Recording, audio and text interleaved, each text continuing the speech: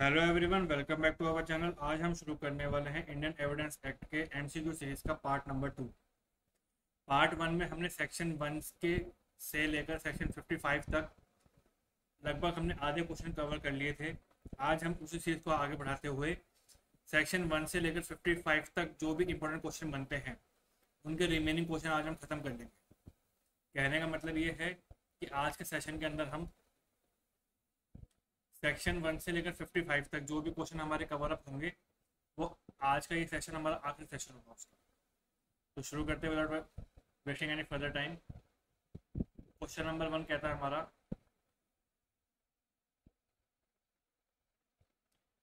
Section 11 of Indian evidence act enables a person charged with a crime to take what is commonly called plea of alibi। Section 11 में हम किसकी बात करते हैं? Plea of alibi की। अगला question, the question is whether A committed a crime in Kolkata और Saturday.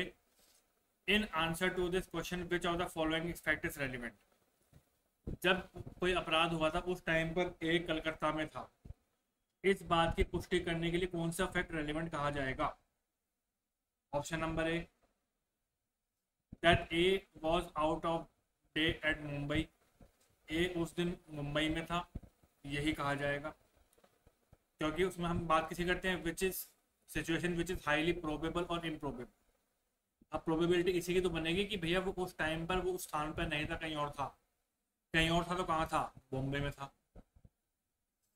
अब ऑप्शन एक बार बी भी देख लो, that A habitually goes to Calcutta. A अक्सर कलकत्ता जाया करता था। इस बात से क्या मतलब है भैया? अब वो जाया करता था, अगले का बिजनेस होगा, लेकिन इस बात से हम कोई प्रोबेबिलिटी तो एस्टेब्लिश नहीं कर सकते, तो ये गलत हो गया। That A habitually commits a crime, ये भी नहीं है, और नॉन ऑफ तो इसका आंसर होगा option number A. Question number 60, under the evidence act fact not otherwise relevant become relevant if. Option number A, if they are significant. ऐसी कोई डेफिनेशन में बात नहीं की गई थी। if they are inconsistent with any fact in issue and relevant fact, ये बात की गई थी।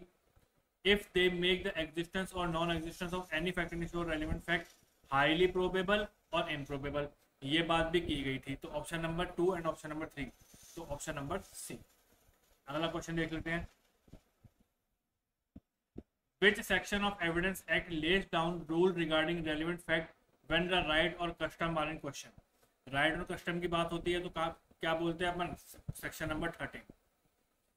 और 14 के अंदर state of mind, state of body, state of bodily feeling. और 15 के अंदर अगर बात करेंगे तो कोर्स ऑफ बिजनेस की बात करेंगे। और 12 के अंदर अगर हम बात करेंगे तो डैमेजेस की बात करेंगे। आई थिंक आपको अब डेफिनेशन भी रिकॉर्ड हो गई होगी। Question number 62, evidence of custom can not be given to establish. किसकी बात कर रहा है? सेक्शन नंबर 13 की बात कर रहा है। अब किस पोजीशन में एविडेंस ऑफ कस्टम किस पोजीशन में एविडेंस ऑफ कस्टम नहीं दिए जाएंगे? तो ऑप्शन देख लेते हैं एक बारी। इन सिविल राइट्स इसमें तो दिए जाएंगे, इन ईजमेंट्री राइट्स इसमें भी दिए जाएंगे, इन कस्टमरी राइट्स इसमें भी दिए जाएंगे, लेकिन क्रिमिनल राइट्स में नहीं दिए जाएंगे। Option number D. Question number 63, a marriage was solemnised in a general custom.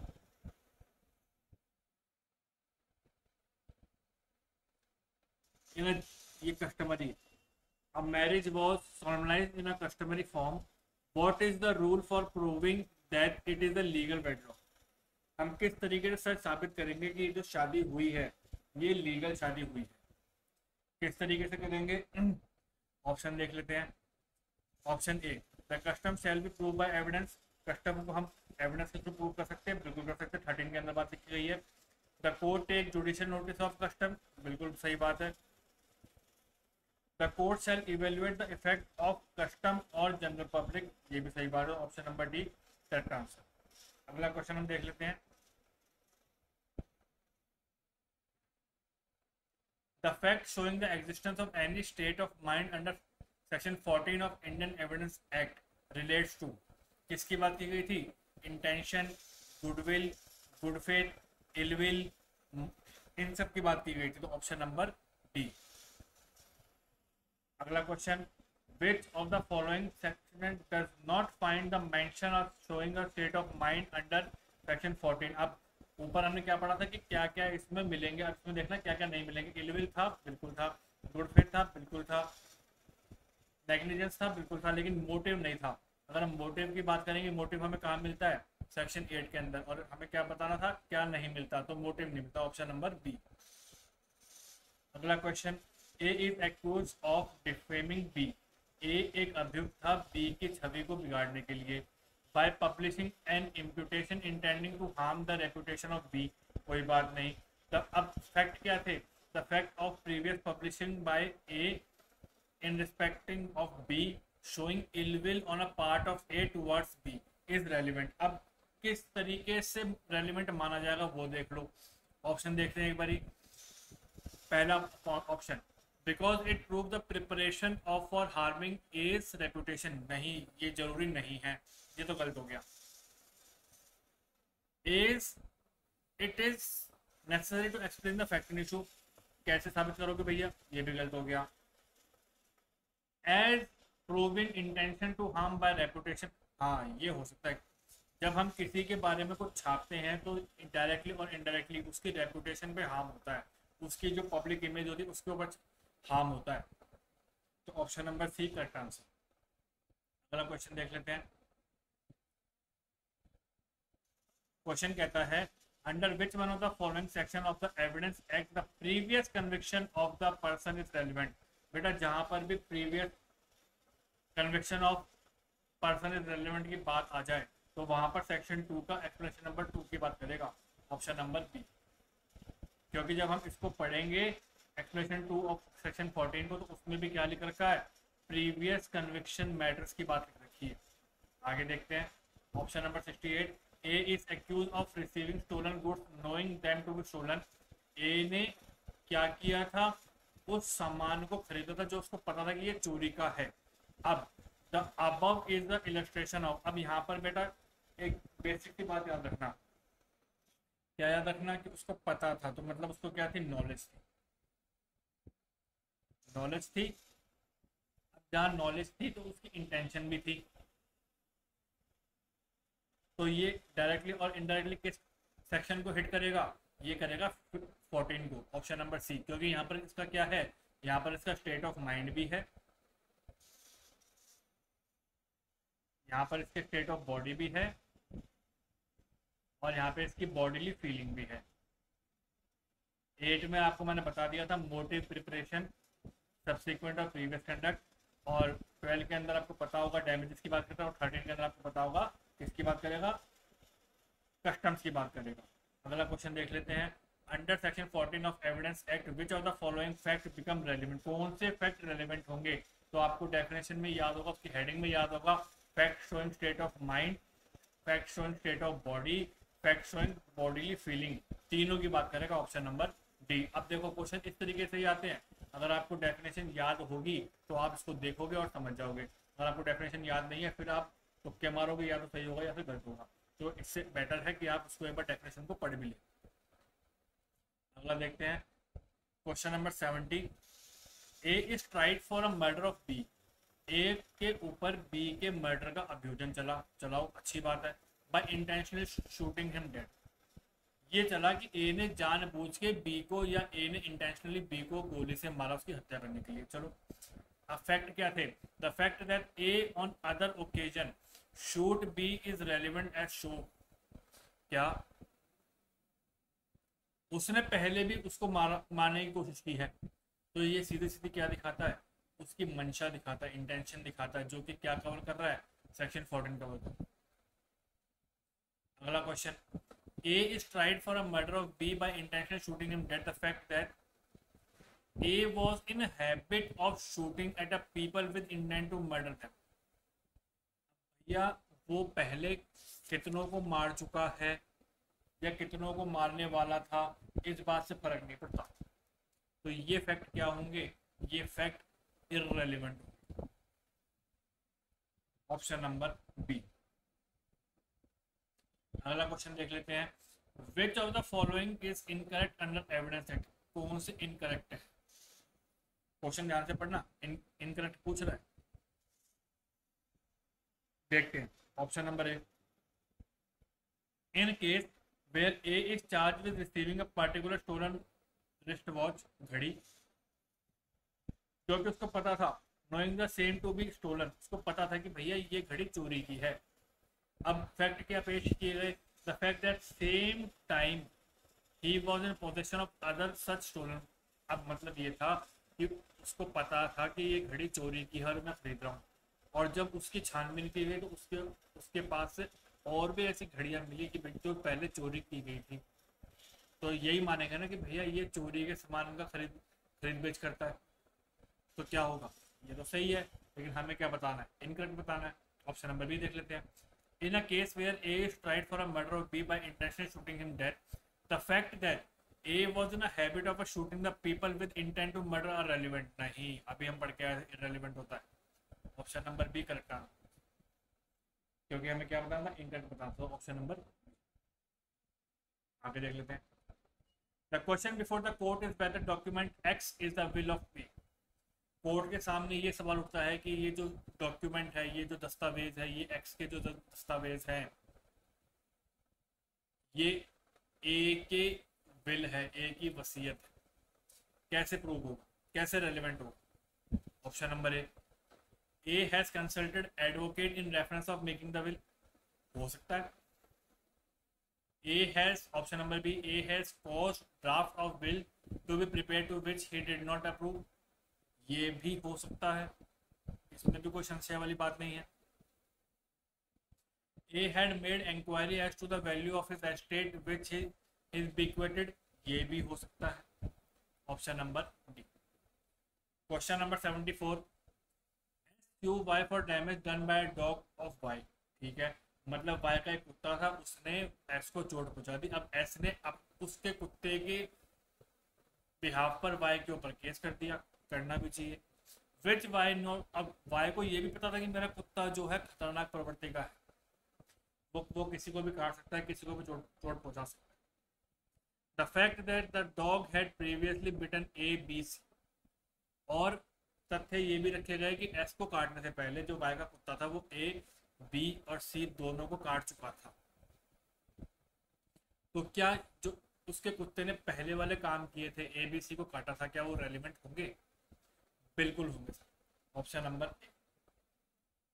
Which one of the following fact is not relevant, क्या पूछा है, नॉट पूछा है, not relevant under evidence act, कौन से नहीं होंगे देख लेते हैं। Where the accuse were charge for the murder of Z X, the fact that accuse were in the habit of shooting the people, भैया वो लोगों को मारने की उसमें था, इससे हम ये थोड़ा साबित कर देंगे कि वो एक्स को मारने वाला था, उसने लोगों को मारा होगा, लेकिन हम यहाँ पर अभियोजन क्या चला रहे हैं कि उसने एक्स को मारा था, एक्स की बात तो नहीं की गई है, तो ये रेलिवेंट नहीं होगा। तो ऑप्शन नंबर ए। आगे, the question is whether a particular letter reached A, the fact that it was posted in a due course of and was not returned through the dead letter office, ये क्या होंगे, ये relevant होंगे। अगला, which one of the following section of Indian Evidence Act defines admission, कहाँ पे हो रखा है, 17 में हो रखा है। Admission must be in writing, जरूरी नहीं है बेटा, मस्ट बी इन ओरल जरूरी नहीं है, हाँ कैन बी आइदर ओरल और आइदर ऑन राइटिंग, ये हो सकता है। Option number C. आगे, which one of the following statement are correct, कौन सी स्टेटमेंट सही है देख लेते हैं। Admission is acknowledging any right और liability under civil law which is made, किस तरीके से की जाएंगी,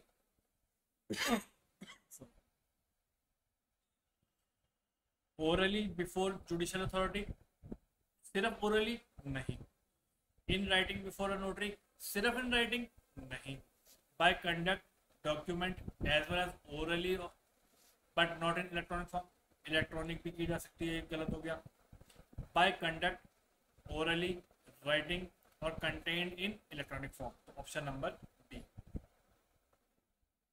अगला question, Which one of the following section amended by the Information Technology Act 2000? Option number B किसकी बात करता है? एडमिशंस की.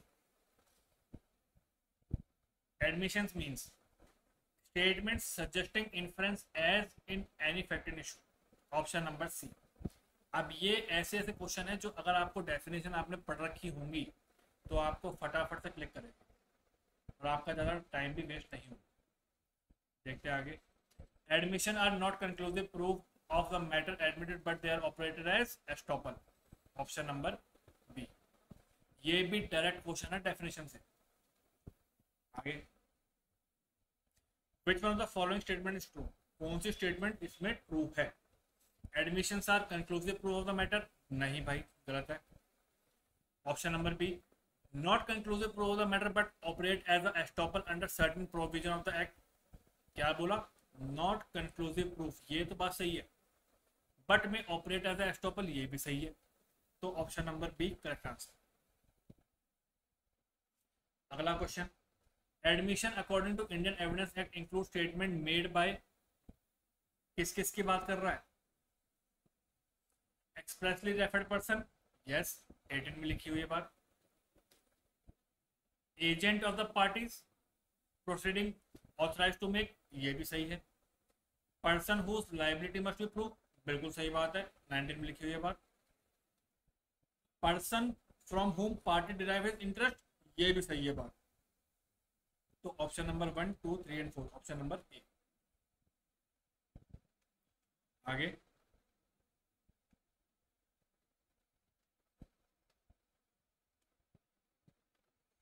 Give the correct answer. सही आंसर देना है, पर क्वेश्चन तो पढ़ ले, सही आंसर बाद में देंगे. All the admission are confession but all confession are not admissions.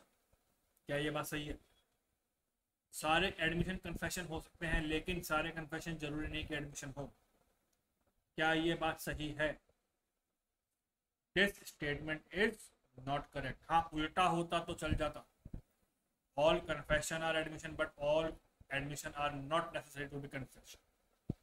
ये बात ध्यान रखो. अगला क्वेश्चन. एडमिशन बाय एजेंट्स क्या होंगे?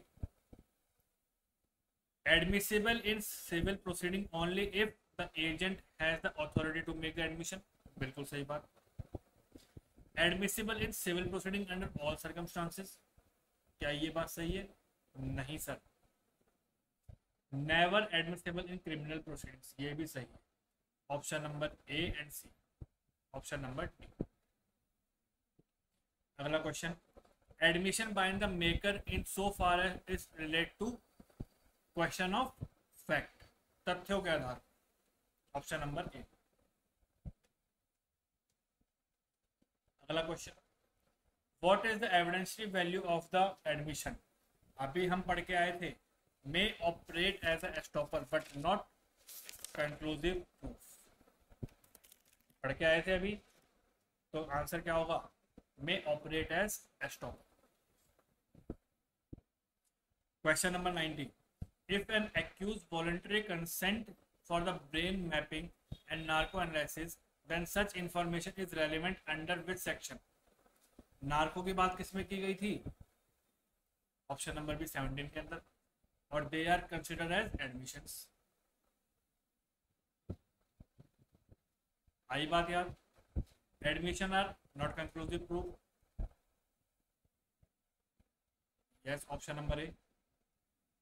अगला question.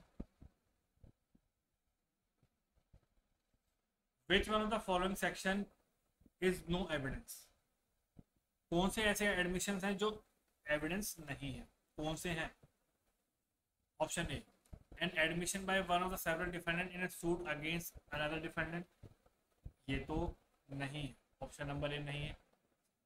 N admission by guardian ad litem. ये तो होते हैं. ये तो होते हैं. क्या बोला है? जो नहीं है. ये तो होते हैं. तो बी तो कट हो गया. एक मिनट, सॉरी, यहाँ पे मेरी गलती हो गई है. बी भी होगा. Option number D, A and B. Under evidence act admission can be made by. Party भी कर सकती है, person interested in subject matter भी कर सकता है, और उसका काउंसिल भी कर सकता है. Option number which one can not make admission, कौन नहीं कर सकता? एजेंट कर सकता है, कर सकता है। Person from whom parties had derived interest, कर सकता है। Those person who have been made umpire by the parties, कर सकते हैं, लेकिन को डिफेंडेंट एडमिशन नहीं कर सकते। Option number C. Next question, which one of the following is relevant, irrelevant sorry, कौन सा तथ्य इसमें इररेलेवेंट है? पहले पढ़ लेते हैं फिर देख लेते हैं। Admission made by party interest in subject matter, ये तो कर सकते हैं भैया, गलत है, ये तो रेलिवेंट है। Admission made by agent of the party proceeding, ये भी रेलिवेंट है। Admission made by party having pecuniary interest, ये भी रेलिवेंट है। Admission made by party who are not expressly, इस नॉट ने काम खराब कर दिया, वरना ये भी होते, ये गलत। अगला question, the general rule is that admission are prove against the maker, which of the following provision of evidence act provide for exception of the rule? 21, option number C. अगला question, which section of the evidence act lays down the rule in certain circumstances admission can be provided by or on behalf of the person making it? ये भी बात किसमें बोली गई है? 21 में बोली गई। अब आप एक चीज देख रहे होंगे कि सर ये क्वेश्चन रिपीट हो रहे हैं। मैं हाँ सर, मैं एग्री करता हूँ, क्वेश्चन रिपीट हो रहे हैं और होंगे, लेकिन रिपीट एग्जैक्ट नहीं हो रहे। इस सेक्शन में से कितने क्वेश्चन बन सकते हैं, वो सब क्वेश्चन मैं उठा के लेके आया, और हो सकता है कि कुछ क्वेश्चन छूट गए हों, तो इसके बाद एक और वीडियो लाई जाएगी, जब ये एविडेंस खत्म हो जाएगा तो उसके बाद और वीडियो भी लाई जाएगी जिसमें जो क्वेश्चन छूट गए हैं या जो नए फॉर्मेशन के क्वेश्चन हैं उनको भी करवाया जाएगा। आगे बढ़ते हैं। A is accused for receiving stolen goods knowing them to be stolen. He offers to prove that he refused to sell them below their price. Which of the following is correct? इनमें से कौन सा तथ्य सही होगा? A may prove the statement though in the nature of admission because they are explanatory of the conduct influenced by the fact issue. बिल्कुल सही बात है सर, इलस्ट्रेशन है ये। अगला question, oral evidence oral admission as to content of electronic record are relevant, 22A की बात कर रहा है। आपसे ये भी पूछ लेगा कि ये बात कौन से सेक्शन में लिखी हुई है, तो आपको इसके लिए भी तैयार रहना है। The party proposing to prove them show that he is entitled to give secondary evidences in, no, 22 की बात बोल दी इसने।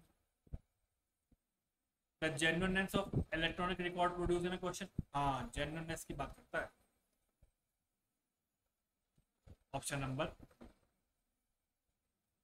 अगला question, under Indian evidence act 1872 the provision of relevancy of oral evidence oral admission as to content of electronic record, अभी हमने बात की थी। 22A, 23A कोई होता नहीं है इसके अंदर। आगे बढ़ते हैं। Which section of the Indian Evidence Act deals only with civil matters? 23, option number A. अगला question, section 23 of evidence act deals with relevance of admission in civil cases, option number A.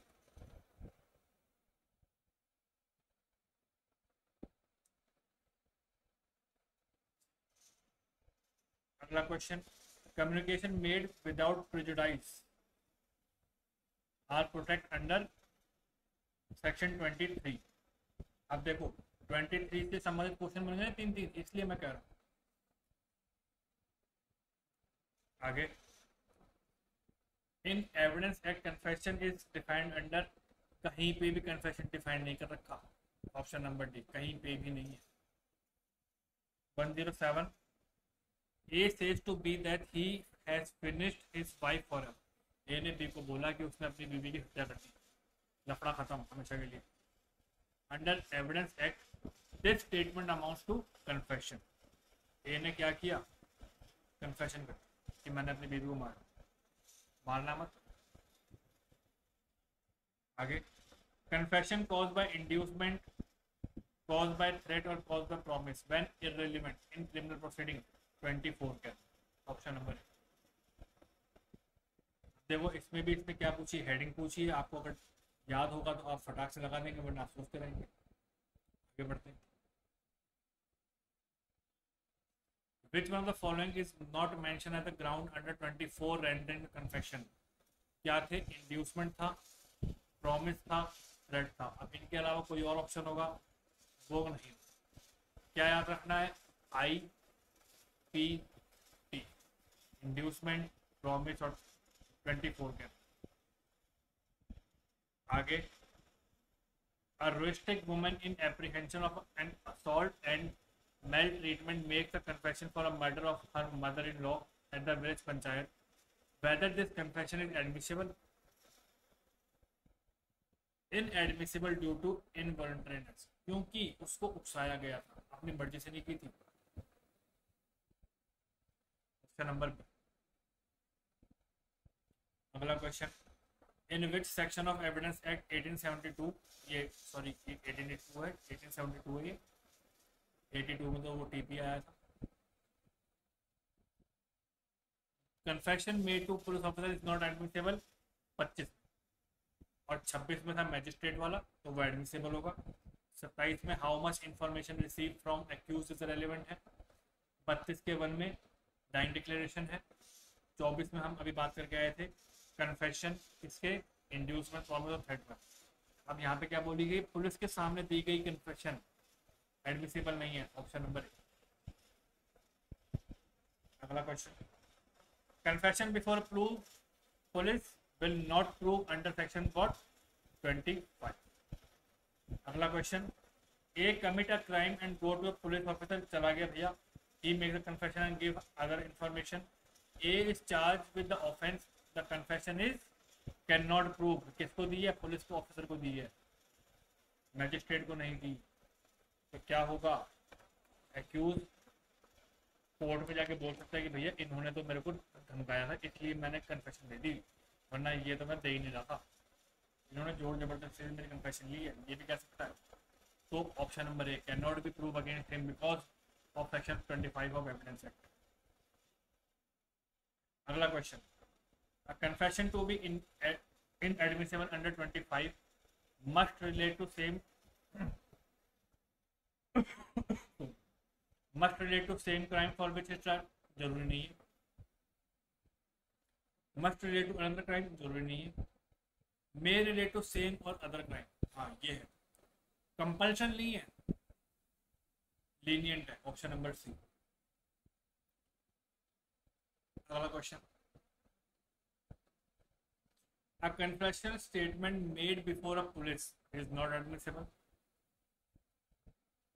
अगला question, extra judicial confession if voluntarily can be relied upon with other evidence।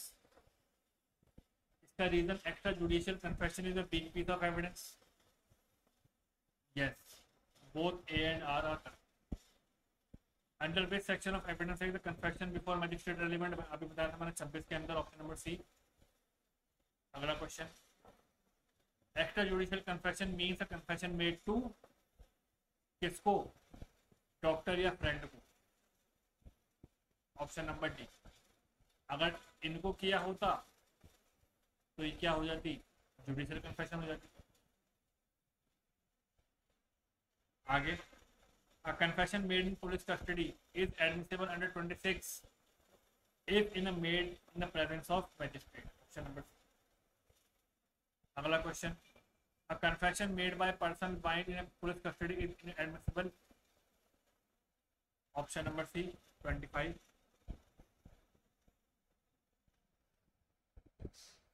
अगला question, a voluntary confession is admissible in evidence act when made to magistrate of competent jurisdiction, option number B।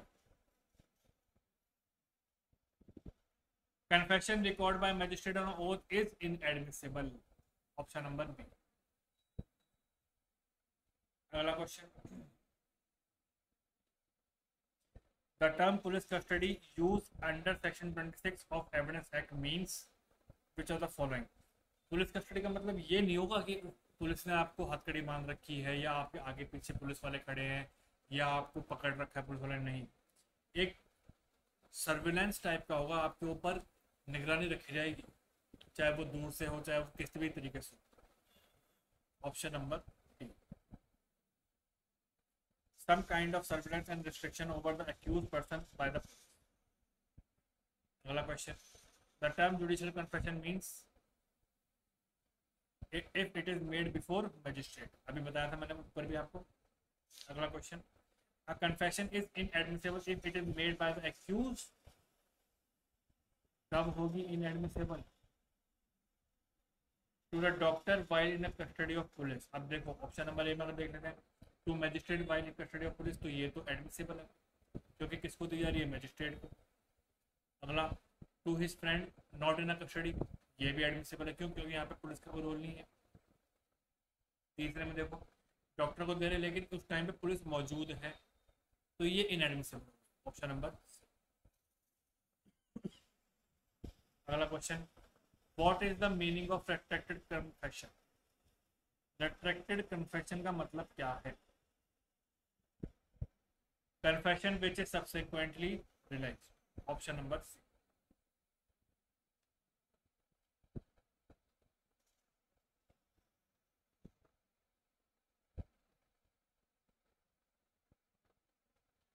Next question, A and accused make an confession to the superintendent of police. In this case, confession made by A is, भैया चाहे police के किसी भी अधिकारी को किया हो, चाहे एसआई को किया हो, चाहे इंस्पेक्टर को किया हो, चाहे एसएचओ को किया हो, चाहे सीआई को किया हो, चाहे जिस मर्जी को किया हो, हमेशा क्या होगी, इनएडमिसिबल।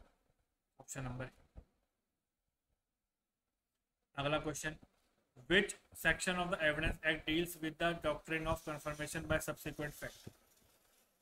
इसकी बात कर रहा है 27, हाउ मच इंफॉर्मेशन की बात कर रहा है। अगला question, section 27 of evidence act applies when the person giving information is an accused but not in a police custody। कैसे संभव है भाई, गलत बात। Option number B, when person giving information is an accused but is in a police custody, हाँ ये बात सही है, ऑप्शन नंबर। अगला question, confessional statement of accused in a custody when admissible, कब एडमिसिबल होगा? जब वो कोई और ऐसे तथ्य को उजागर किया जाएगा जो पहले मालूम नहीं थे। Option number C, leading of a discovering of a fact. आगे,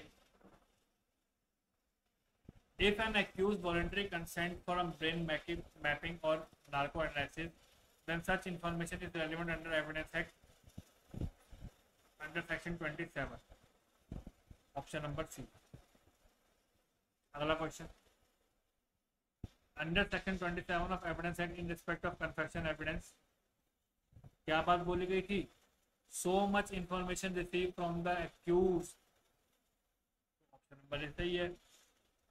person giving such information must be accused, सही है।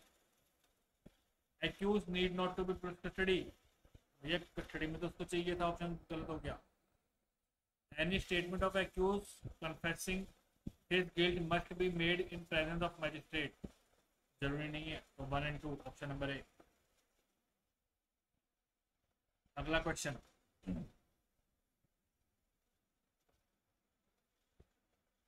in section 27 of evidence act applies to discovery of some fact, ऐसे फैक्ट जो पुलिस को पहले मालूम ना हो और उसने अपनी कस्टडी में लेने के बाद मालूम करवाए। Option number A, the police has not previously learn from the other sources and was first derived from the information given by the accuse, option number A. अगला question, an accuse in a police custody informs to the state SHO को उसने inform किया that the key by which he open the safe and committed theft is kept by him in the pastry of the house. ठीक है, to what extent this information can be prove. इनमें से कौन सी ऐसी information है जो एक extra information उनको मिली हुई है, तो वो होगी for keeping the keys in a pastry of house. अगला question, under section 27 of evidence act, fact discovered means knowledge of the accuse as to object and the place. Option number C. अगला question,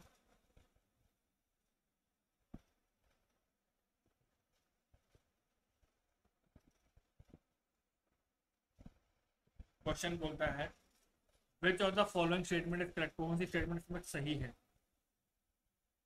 Confession by inducement, threat or promise flowing from the person in authority, giving reasonable impression to the accused that he would thereby avoid punishment is relevant, galat.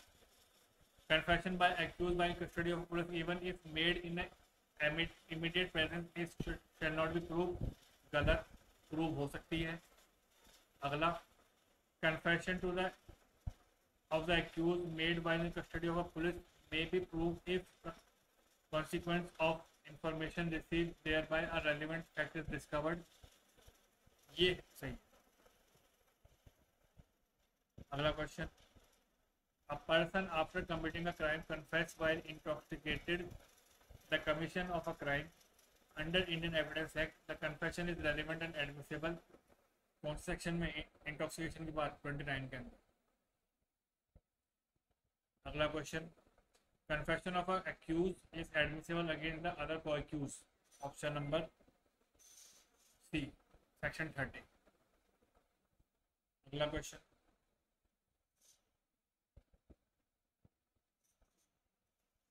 A and B were jointly tried for a murder of सी।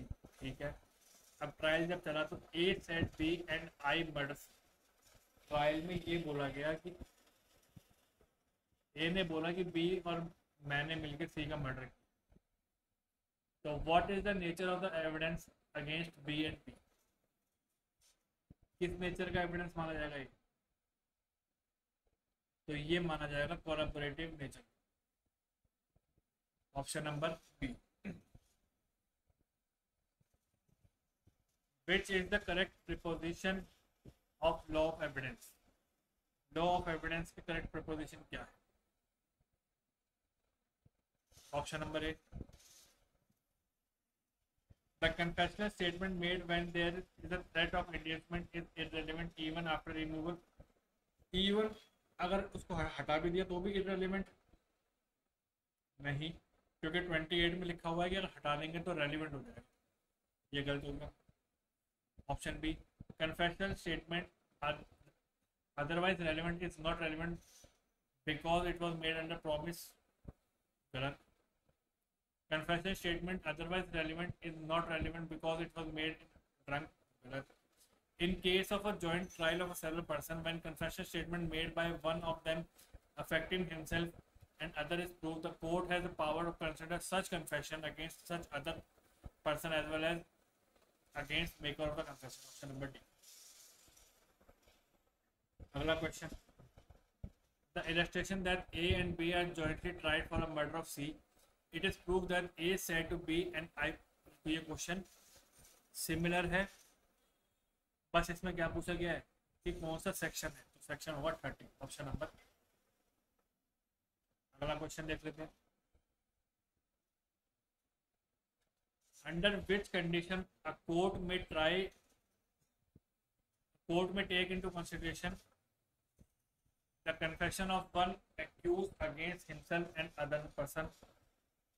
जब उन्होंने क्या किया हो, if they are tried jointly for the same offence. Option number A. अगला question, confession by accuse can be use against accuse under section 30। तो वो किस nature का होगा, अभी हम पढ़ के आए थे, कोलैबोरेटिव नेचर का होगा। Option number B. Next question, A is on trial of for a murder of C. There is evidence to show that C was murdered by A and B. And that we said, ये question repeat है, ये आप खुद करेंगे। अगला question,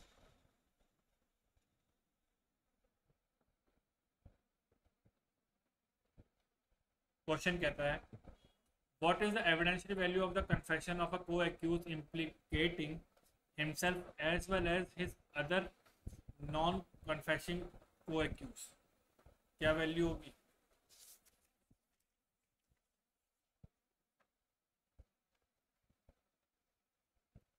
Such a confession is relevant against all co-accused. Option number.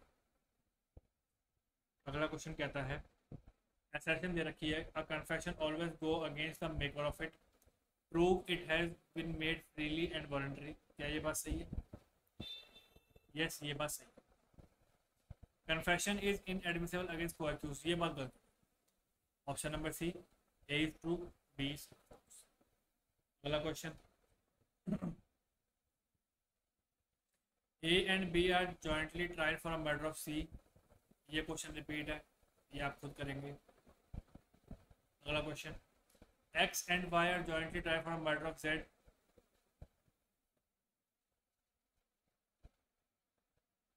Next question 152. In which section doctrine of dying declaration is found? 32 के clause 1 में, option number. अगला question,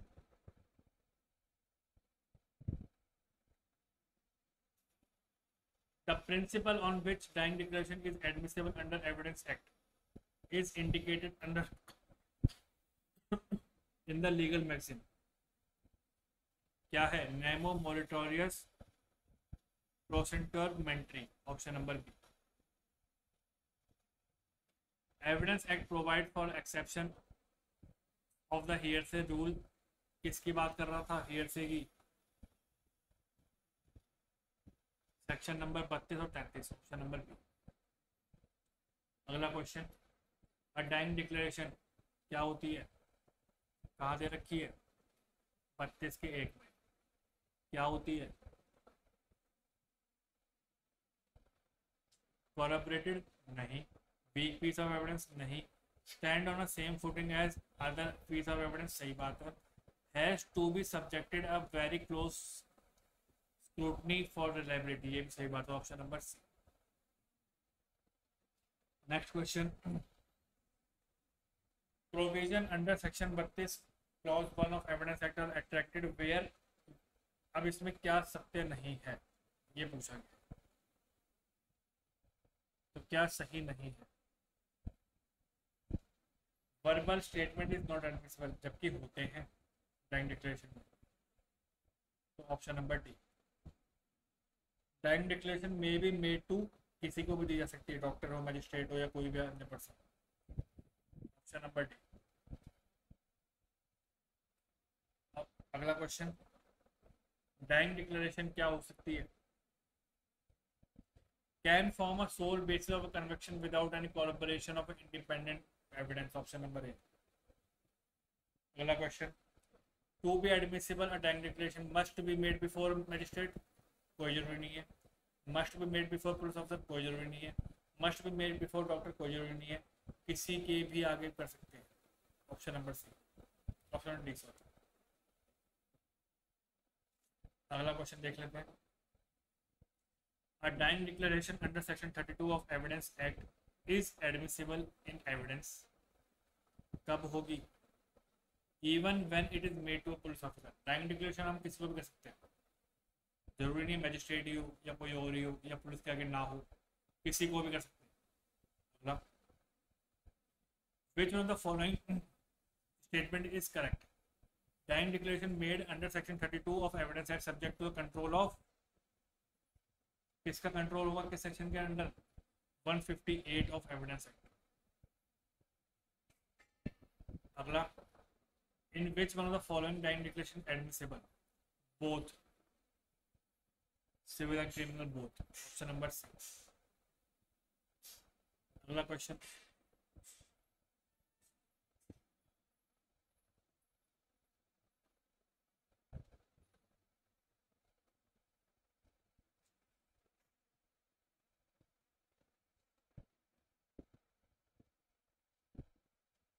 for the admissibility of bank declaration it is not necessary that, क्या जरूरी नहीं है। It relate to cause of death, जरूरी नहीं है, ये तो जरूरी है। अगला, ये तो जरूरी है। अगला, person making statement must be under exception of death, exception की बात नहीं होती, या तो मरो ही। Option number B. Which of the following could be prove as bank declaration after the death of the person, क्या होगी।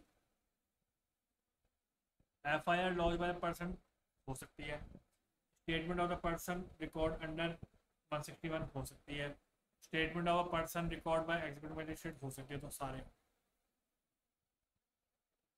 अगला, under section 32 of evidence act statement of a person who is dead to be admissible must relate to the cause of his own death,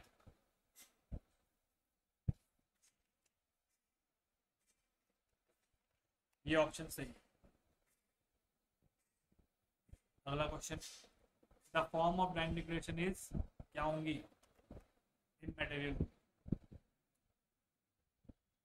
Necessity rule regarding the admissibility of a evidence is contained in option number B 32 bank declaration.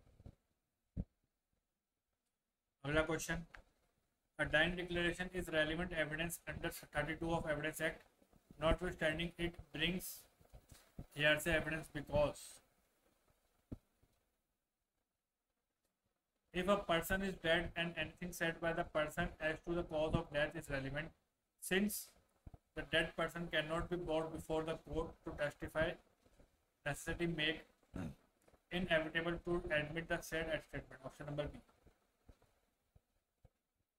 अगला question, in which of the following case the statement need not to be writing, किसमें नहीं होगी। अभी हम इतनी बार पढ़ चुके हैं इस बात को, बैंक डिक्लेरेशन। अगला,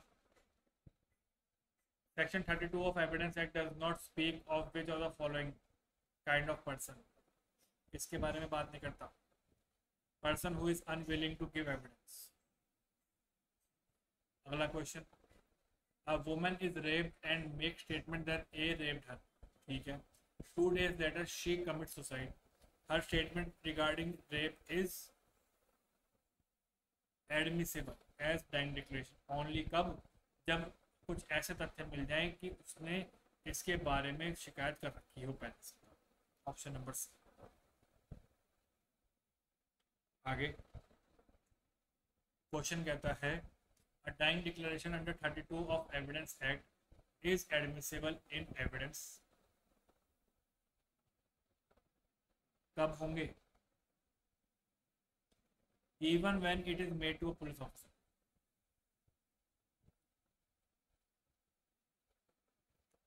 अगला question, the essential condition for bank declaration to be relevant includes,